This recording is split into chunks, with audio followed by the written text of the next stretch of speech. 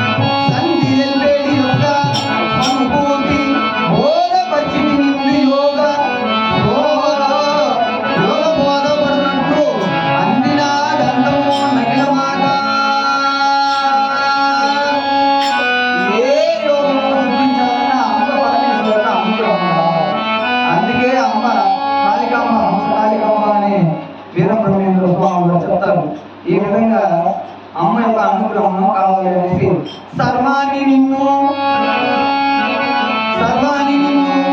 నేను సన్నిధి చేసుకు పదమును చేయ ఉపాయము ఒకటి పదము చేయాలంటే ఆయన ఉపాయం కావాలి. ఉపాయం చెప్తాను నేను చక్కగా దీన్ని తప్పించుకుని వెళ్ళిపోతా.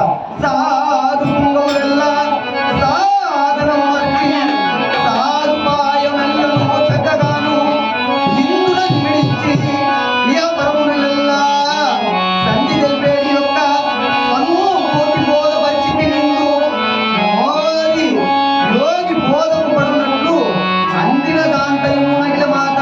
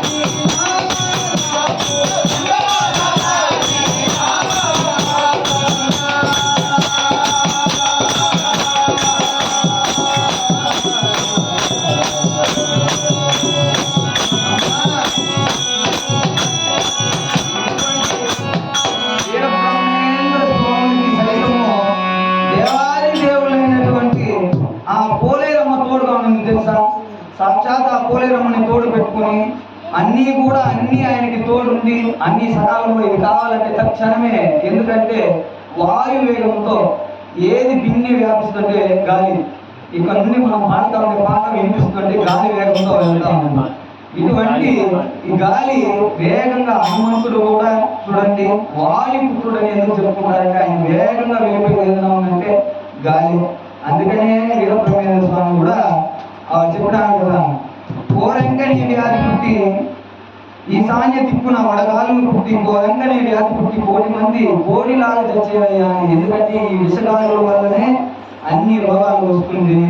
కాబట్టి అటువంటి తల్లిని మనము ఆ జగన్మాత అయినటువంటి ఆ జగన్మాత యొక్క ఆశీర్వాదంతో మనం ముందుకు ఎదగాలి అనేది నేను చెప్పే వాక్యాలన్నీ గురుదేవుడు సాక్షాత్తు ఒక గురుదేవ ఉపదేశం పొంది ఆ శిష్యుడు పొందేటువంటి యోగ తత్వాన్ని పొందితే ఏం జరుగుతుంది అనేటువంటి విషయాన్ని గురించి నేను బోధిస్తా ఉన్నాను. చక్కగా విని ఆచరించగలరు. ఎందుకంటే స్వామి బోధనే చేసినారన్నమాట. ప్రతి ఊరికి వెళ్ళినా, ప్రతి పల్లెకి వెళ్ళినా, కూర్చున్నా, లేచినా, వినినా, చదివినా అన్ని బోధపరిచిన తర్వాత, అందుకే అది మీరు చూసినారంటే కాల జ్ఞానము ఆత్మ బోధ. కాలానికి కావాల్సినటువంటి జ్ఞానము మనిషికి కావాల్సినటువంటి ఆత్మకు కావాల్సినటువంటి బోధ. ఆత్మ ఏదైనా అంటే మనదే.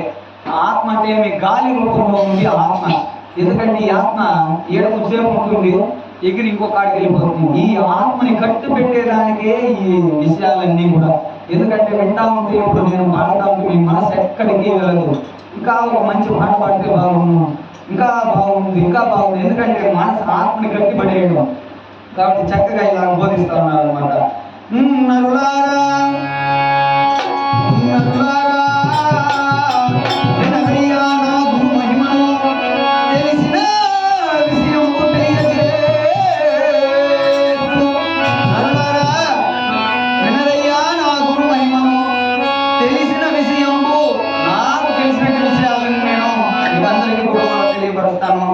చక్కగా వినండి. నరులారా వినరయ్యా నా గురు మహిమను, తెలిసిన విషయము తెలియజేస్తూ పవలూరేనక ప్రార్థించి గురువను అతని కరుణ మందుగానుగా చాకలి వస్త్రములను చలువ చేసిన రీతి హస్త తిప్పలు పెట్టి ఆచనము అందుపై నేను దీక్ష నభ్యసము సల్పి నందుకొంటిని నేను నటని పదవి.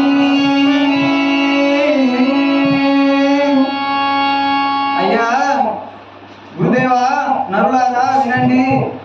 తెలిసిన విషయములు తెలిపించేత పనులు పగలు రే వెనక పగలు రేయి ఊరికి అంతా మనం వచ్చి అధికారంలో కూర్చుని ఎవరి తరం కాదు, ఏది తరం కాదు. ఎందుకంటే స్వామి చెప్తాడు, ఎందుకంటే ఒక గురువు కావాలంటే ఆ స్వామి కూడా వీరబ్రహ్మేంద్ర స్వామి వారు కూడా మనలాగే తపన చెందుతారు. మానవ జన్మంగా తీసింది ఆయన 14 వయసులోనే రవ్వలకొండకి తన తల్లికి ఆయనే తారకోపదేశం చేసి, తల్లి ఊరికే నువ్వు నన్ను పట్టు పెట్టుకుంటే ఏ ప్రయోజనం లేదు, నీ వల్ల నా ప్రయోజనం లేదు, నా వల్ల నీకు ప్రయోజనం లేదు, నేను వెళ్తా ఉంటాను దేశయాత్ర కోసము అని స్వామి వెళ్ళిపోయి అచ్చమాంబ అనేటువంటి ఒక అమ్మ ఇంట చేరి గోవులు కాపరిగా ఉండి ఆడ గోవులు కాచుకుంటే, ఎందుకంటే ఇప్పుడు భూమి కూడా కష్టపడి తినాలి కదా. అటువంటి ఇప్పుడు భూ కోసం, సమాజ ధర్మం కోసం అక్కడ సేవ చేస్తూ రవ్వలకొండలో కాలజ్ఞానాన్ని 14 వయసులోనే స్వామి వారు రాశారనమాట. రాసి ఆ కాలజ్ఞానాన్ని అందరికీ కూడా బోధిస్తూ, అందరికీ కూడా ధర్మాన్ని బోధించుకుంటూ, అందరికీ తన మహిమను వర్ణిస్తూ ఈ మానవ జన్మ తగ్గింపబడేటువంటి ఈ కాలజ్ఞానాన్ని అందరికీ బోధిస్తున్నారు అన్నమాట. అటువంటి సమయంలో సిద్ధయ్య స్వాముల వారు, శ్రీ కక్కయ్య గారు వీరందరూ కూడా స్వామి చెంత చేరారు. అటువంటి గురుపదేశాలు పొందినప్పుడు ఒక గురువు శిష్యుడు ఎంత చేరాలంటే శిష్యుడికి ఉన్నటువంటి లక్షణాలు ఈ విధంగా శిష్యుడు చెప్తా ఉన్నాడు అన్నమాట. పవలు రే ప్రార్థించి అతని కరుణ చేనుకునగా, గురువుకి కూడా అసమైన కరుణ ఉండాలి. చెప్పాలి, చాకలి వస్త్రములు చదువు చేసిన రీతి హస్త తిప్పలు పెట్టి ఊరికనే ఏదో పని అంటే వెళ్ళిపోతే ఒకసారి 2 సంవత్సరాలు ఉంటే నేర్చుకునేయచ్చు. ఏదైనా ఒక వృత్తి ఉంటే, ఇప్పుడు ట్రైనింగ్ అనుకో, ఒక 4 రోజులు వెళ్తే ట్రైనింగ్ నేర్పించేస్తారు. అయిపోయింది. నువ్వు తోలటం లేదో వాడితో నేర్పించేవాడు కూడా నీకు నువ్వు తోలినవా లేదని ఎప్పుడు అడగడు. నువ్వు తోలితే తోలకపోతే సమాజానికి ఏం నష్టం లేదు. కానీ గురువు దేవ ఉపదేశం పొంది గురువు బిడ్డగా మారినప్పుడు ఆయన చెప్పినటువంటి స్టీరింగ్ని పట్టుకుని ప్రయాణం కానీ చేసినట్టే ఈ ఇహంలో నుండి పరం వెళ్ళిపోయేదానికి వాహనం ఎక్కమంటారు. దానికి కూడా ఇంకా వచ్చేటువంటి దేశాలు తెలియపరుస్తారు. అటువంటి అష్ట కష్టాలు ఊరికేనే ఇది చిన్న విషయం కాదు. రామాపురం అంటే బతికూడవచ్చు, గొర్రెలన్నీ బతికూడవచ్చు, పరిగిపోయే విషయం కాదు. దీనికి ఒక ధర్మబద్ధమైనటువంటి మార్గం ఉంది, దీనికి వాహనం ఉంది. ఈ వాహనం మీదనే ఎవరెక్కినా ఇదే వాహనం ఎక్కాలి. ఎవరు ఈ 84 లక్షల జీవరాశుల్లో ఇక్కడ ఉండేటువంటి ప్రతి జీవి కూడా మానవ జన్మిందే తరింపవాలి. ఆ మానవ జన్మ ఎత్తినటువంటి ప్రతి ఒక్కడు కూడా హంస అనేటువంటి వాహనాన్ని ఎక్కి తరిపాలి. కాబట్టి ఇట్లా చెప్తా ఉన్నాడంట, చాగలి వస్త్రములు చలువ చేసిన రీతి కష్టలు పెట్టి కాంచనము అందుపై నేను దీక్షానభ్యాసములు జరిపి అందుకొంటిని నేను నా పదవి.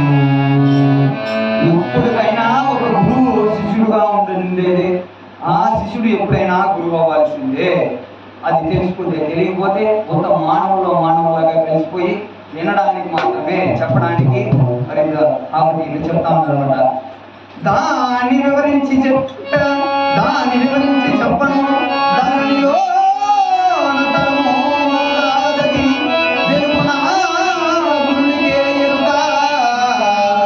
చెప్పవలనిన్నా చెప్పట చేతగాదు రాజయోగుల మహిమను.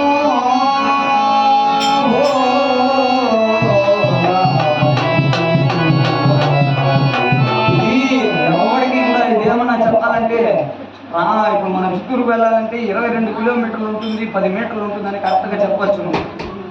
ఎందుకంటే కరెక్ట్గా ఒక మనిషి ఇది ఆది అంతం లేనటువంటి ప్రయాణం. నీ పూర్వ జన్మ కర్మలు ఏ విధంగా ఉందో దీని ఎట్టయ్యా నువ్వు భగవంతుని చూసినావు అంటే ఆ ఫోటోను చూస్తే స్వామి ఈ విధంగా ఉన్నాడు అని చిత్రపడతాను. ఆ రూపము మానవాళి వచ్చినాడు, స్వామి ఈ విధంగా ఉన్నాడు. ఏ దేవుడైనా ఆ రూపంలో లేదు. ఇదంతా ఒక